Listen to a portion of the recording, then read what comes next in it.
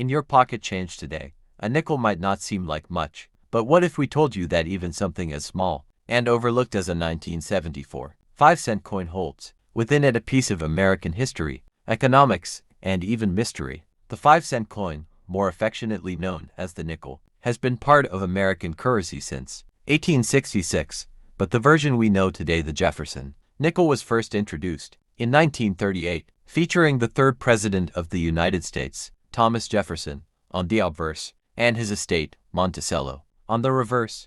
But the year 1974, that was a very specific point in American history, not just politically or culturally, but also economically. In 1974, the United States was in turmoil. President Nixon had resigned in disgrace following the Watergate scandal. The country was facing an energy crisis, inflation was soaring, and faith in the government was shaken. The cost of everyday items was rising, and that meant even the cost of minting coins was under scrutiny. The nickel, made of 75% copper and 25% nickel, was no exception.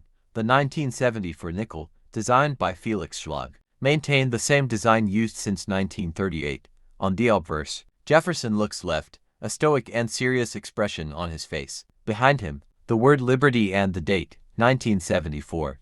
To the right, the familiar motto, "In God We Trust." Flip it over, and you see Monticello, Jefferson's home, with the inscriptions, "Et pluribus unum, Monticello, 5 cents, and United States of America." In 1974, nickels were struck at 3 different mints: Philadelphia, Denver, and San Francisco. The Philadelphia mint struck over 601 million nickels. Denver produced around 277 million. The San Francisco mint, which mainly focused on proof coins, minted nearly 2.6 million proof nickels in 1974. The minted proof nickels from San Francisco were struck with more care and detail, highly polished dies on specially prepared blankets, resulting in mirror-like finish and sharp detail, making them popular with collectors. Now, here's where it gets interesting. Error coins. 1974 isn't famous for rare nickels like some years, but errors do exist among collectors. A full steps Jefferson nickel, where all 6 steps of Monticello